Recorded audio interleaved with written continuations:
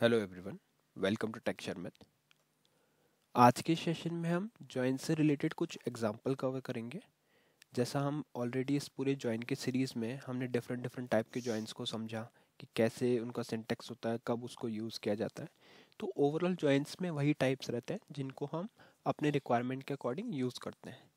But problem users को जब आती है, जब आप लोगों ने जॉइन समझ लिया, बट कई बार होता क्या है कि हमारे पास कुछ कंडीशंस ऐसी होती है जब हमें पता नहीं चलता कि कौन सा जॉइन वहाँ पे लगाना चाहिए। ठीक है, तो सिंटेक्स वाइज हमने देखा सारे मेथड्स को एक एक एग्जांपल के साथ में। बट अब कुछ डायरेक्टली हम कुछ पहले मेथड्स को पिक करेंगे, कुछ कंडीशंस को पिक करेंगे और समझेंगे कि इस कंडीशन के जैसा अगर कोई कंडीशन आप लोगों को मिलता है तो उस केस में कैसे जॉइन लगाओगे।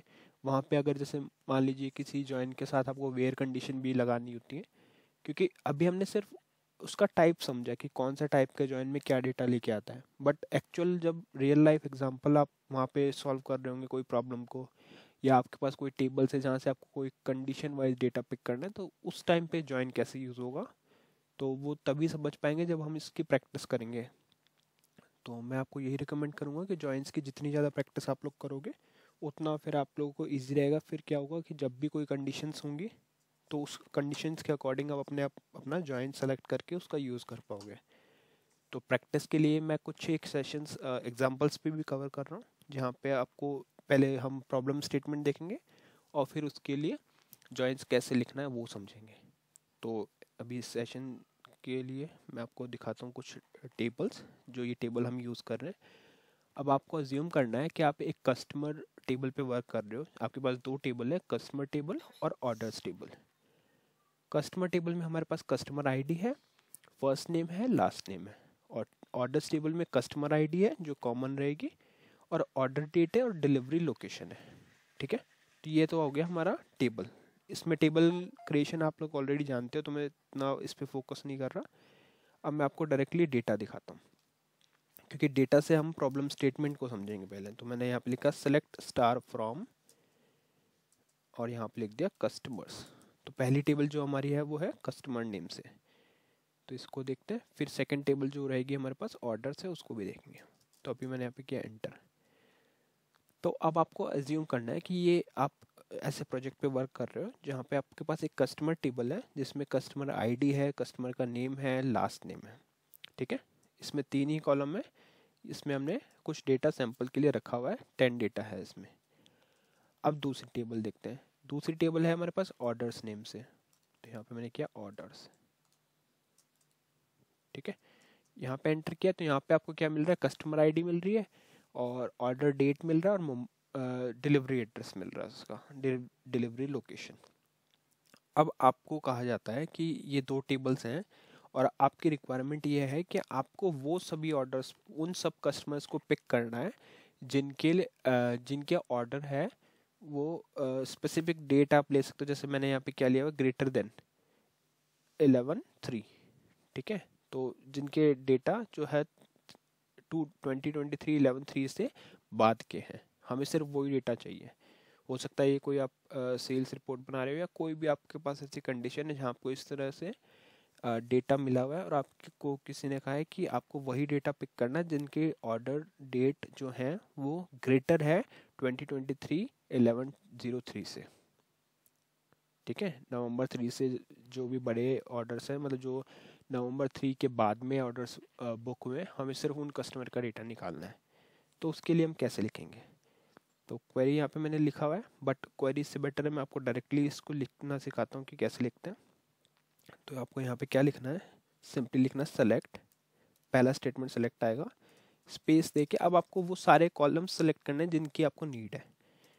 तो और हम हमेशा प्रीफिक्स क्या लेते हैं, जैसे कस्टमर टेबल है तो C1 प्रीफिक्स लेंगे, ऑर्डर्स है तो O1, वैसे ही जो भी टेबल है, फाइनेंस टेबल है तो F ले लेंगे, है। तो कस्टमर के लिए मैं यूज़ करूँगा C1।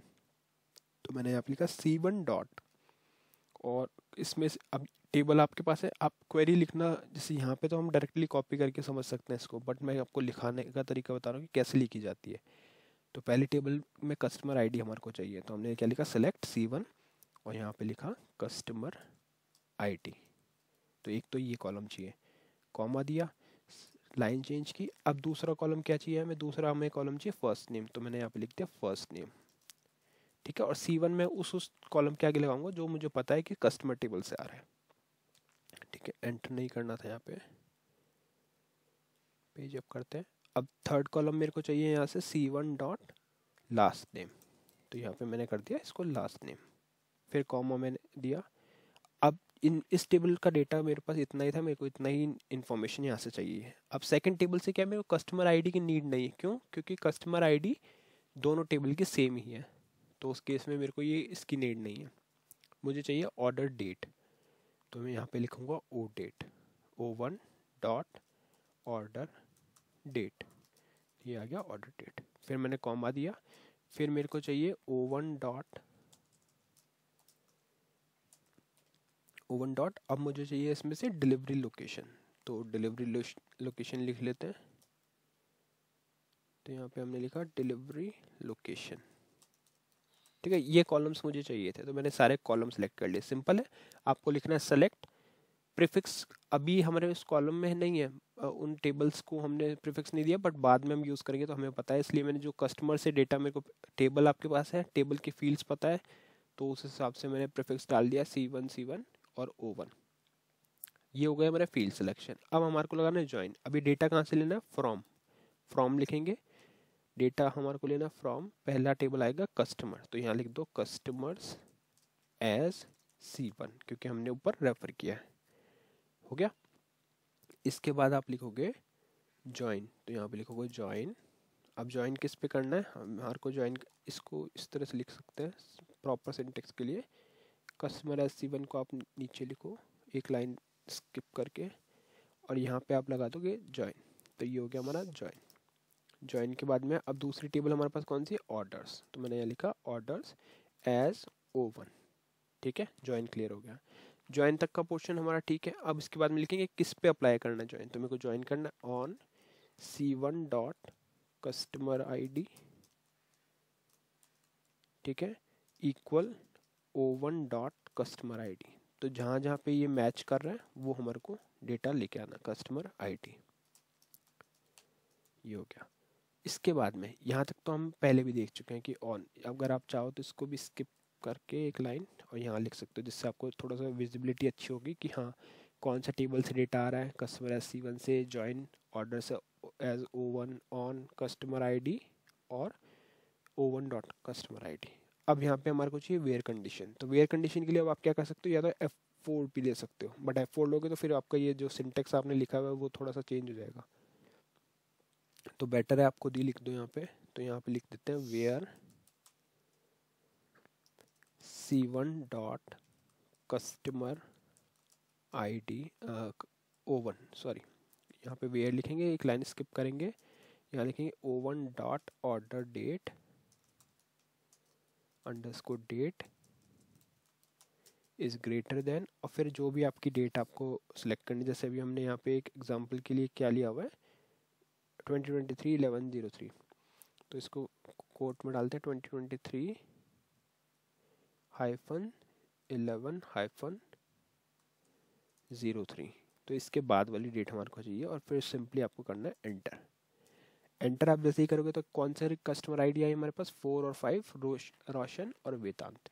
इसको अगर आप F8 करोगे तो आपको ऑर्डर डेट क्या मिल रहा है, 11/4 जो बात की है, नवंबर 3 के बाद की है, सिमिलरली 11/5, ठीक है। और इनकी डिलीवरी लोकेशन भी आ गई। तो ये एक बेनिफिट है कि आप जॉइंस को वेयर क्लॉज के साथ भी, अभी तक जो हमने एग्जांपल देखे थे उसमें हम सिंपली जॉइन अप्लाई कर रहे थे। अगर जैसे मैं ये वेयर कंडीशन हटा देता हूँ, तो ये क्या करेगा, इन दोनों टेबल के बीच में जो भी डेटा मैच होंगे उन सबको डेटा को पिक करेगा। ये सारे डेटा आ गए, मतलब दोनों टेबल को कंबाइन कर दिया इसने, ये हम ऑलरेडी कवर कर चुके हैं। बट इन कंबाइंड डेटा के अंदर अगर हमारे को किसी वेयर कंडीशन को भी अप्लाई करना है तो वो इस तरह से कर सकते हो, जैसे मैंने कर दिया ऑर्डर डेट ग्रेटर देन। अब आप चाहो तो दूसरी कंडीशन लगा सकते हो, यहाँ पे एंड लिख के दूसरी कंडीशन डाल सकते हो, वो आपकी नीड के अकॉर्डिंग आप कस्टमाइज कर सकते हो। अब इसको अगर मैं यहाँ पे एंटर करूँगा तो सिर्फ ये उन्हीं डेटा को लेके आएगा जिनका ऑर्डर 11/3 के बाद में हुआ। उसी तरह से अगर आप इसको पहले का कर दोगे कि बिफोर लेस देन 11/3, तो वो डेटा चेंज हो गया, अभी हो गया आरव और आदित्य, ठीक है। और अगर इसको आपको STL/SQL से प्रॉम्प्ट की हेल्प से लिखना है तो आप F4 करोगे। यहाँ पे आप ध्यान से देख सकते हो फ्रॉम फाइल में आ गया वो टेबल नेम, ज्वाइन किस पे करना है, ऑन, ये कंडीशन सारी फ्रॉम फाइल्स में आएगी। सेलेक्ट में जैसे ही आप F4 करोगे तो आपको दोनों टेबल के कंबाइंड कॉलम यहाँ पे शो होंगे, तो आप डायरेक्टली इसको सिलेक्ट करोगे तो वो ऑटोमेटिकली उसको पिक कर लेगा। ठीक है, और वेयर कंडीशन यहाँ पे आ गई, फिर आप बाकी कंडीशन लगाना चाहते हो तो वो भी लगा सकते हो। ठीक है, इसमें ऑर्डर वाई लगा सकते हैं, जैसे ऑर्डर डेट को हम कॉपी करते हैं और इसको कर देते हैं DESC।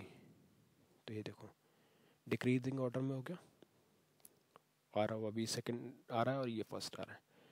तो इस तरह से आप ऑर्डर वाई भी लगा सकते हो। तो ये था पूरा प्रोसेस, एक एग्जांपल हमने समझा। हमारे पास रिक्वायरमेंट क्या थी, कस्टमर टेबल थी और ऑर्डर टेबल थी।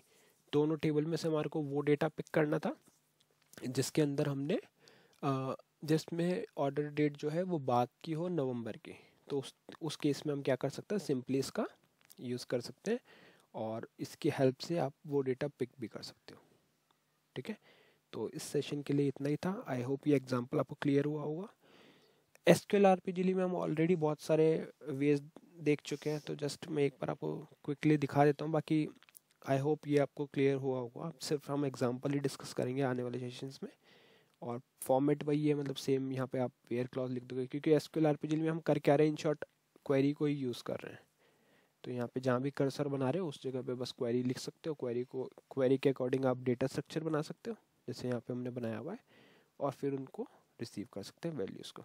डेट है तो डेट लिख दोगे यहाँ पे टाइप में, और फिर सिंपल वही पैटर्न है हमारा मैच करने का सब चीज़ों को। तो यहाँ पे बस क्वेरी चेंज करके बाकी सब सेम रहेगा। तो अगर इसको कॉल भी करेंगे तो वही डेटा ये लेके आएगा जिस पे कंडीशन लगी हुई है। तो ये एक हमारा एग्जांपल हो गया जिसमें हमने देखा कि अगर ऑर्डर्स और कस्टमर टेबल है और आपको कोई बोलता है कि वो ऑर्डर्स पिक करने हैं, दोनों टेबल का डेटा कंबाइन करके रिट्रीव करना है पहली कंडीशन, और वो ऑर्डर पिक करना है जिनका ऑर्डर 11/3/23 के बाद में हुआ है। तो 23/11/03 के बाद में हुआ है, तो वो सारे ऑर्डर्स पिक हो गए। ठीक है, तो एक एग्जांपल देख लिया, बाकी सेशंस में और एग्जांपल्स देखेंगे। और इसके लिए मैं यही रिकमेंड करूँगा कि जॉइंस की ज़्यादा से ज़्यादा प्रैक्टिस करो, कोशिश करो कि जो भी क्वेरीज से आप डेटा पिक कर रहे हो उसमें जॉइंस यूज़ हो। मल्टीपल टेबल्स आप रख सकते हो और मल्टीपल टेबल्स के ऊपर डिफरेंट डिफरेंट सिनेरियोज बना के डेटा पिक करो। जो एग्जांपल्स हम कवर कर रहे हैं मे बी उनमें से कुछ एग्जांपल्स डायरेक्टली आपके प्रोजेक्ट में यूज़ हो सकते हैं। जैसे ये अभी हमने सिनेरियो देखा, तो बहुत सारे ऐसे इन्वेंट्री सिस्टम्स हैं जहाँ पे इस तरह की क्वेरी डेली यूज़ होती है कि आपको वो डेटा पिक करना है जो स्पेसिफिक ऑर्डर डेट के बाद का हो। ठीक है, तो उस केस में आप डायरेक्टली इन एग्जांपल्स का भी यूज़ कर सकते हो। तो आप लोग सभी सेशंस को प्रॉपरली देखें और उसकी प्रैक्टिस भी उस अकॉर्डिंग करें, तो आप लोग जल्दी से इस चीज़ का हैंड्स ऑन हो जाएगा कि जॉइंस कैसे यूज़ होता है। तो इस सेशन के लिए इतना ही था। नेक्स्ट सेशन में बाकी टॉपिक डिस्कस करेंगे। So thank you for watching texture में।